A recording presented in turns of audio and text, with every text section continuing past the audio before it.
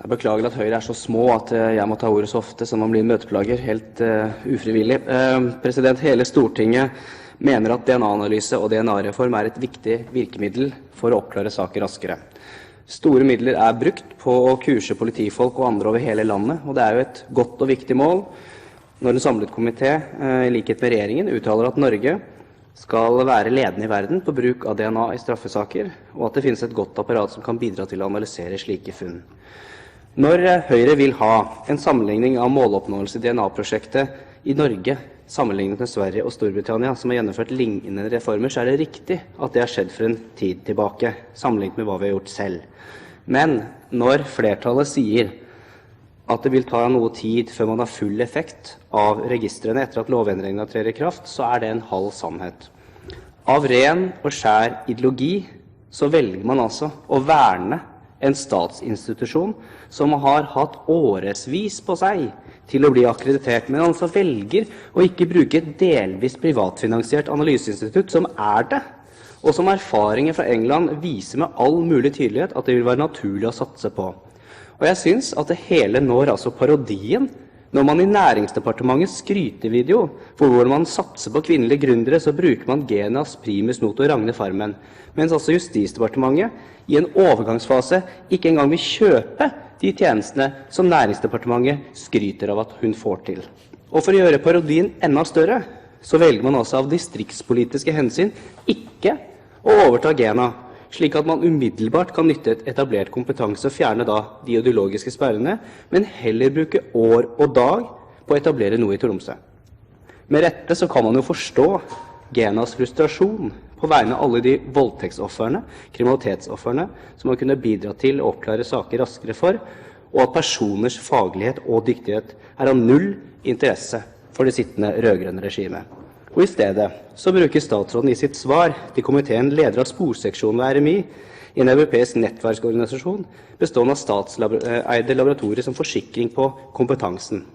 For å sjekke ut det, så sendte jeg et brev til grunnleggeren av ENFSI, nemlig professor Brian Caddy.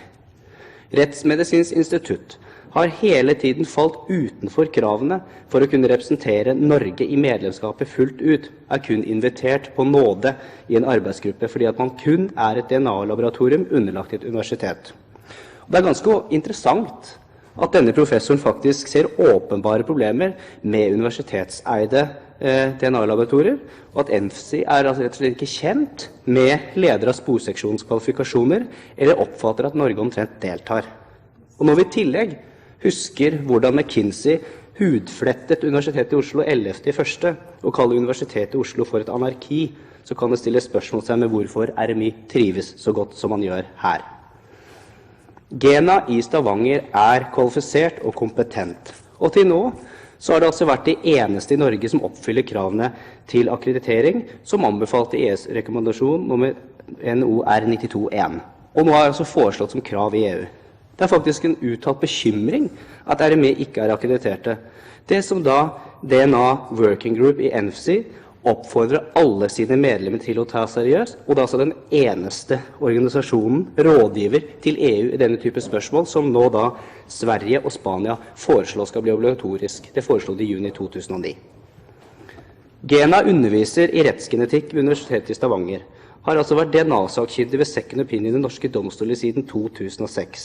Etableringen av flere fagmiljøer det styrker rettssikkerheten gjennom muligheten for second opinion, analyse for tolkning av DNA. Det gjør økt tilgjengelighet og styrker tjenesten nasjonalt.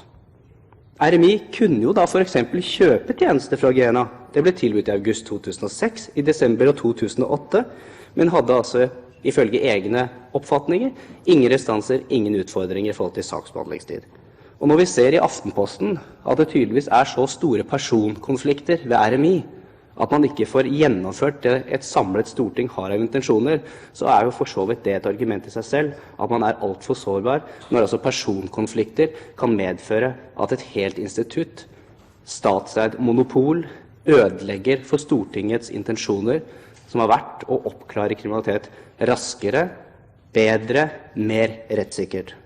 Jeg har lyst til å utfordre statsråden på når er Tromsø oppe å stå og kan levere nøyaktig det samme som Gena kan i dag.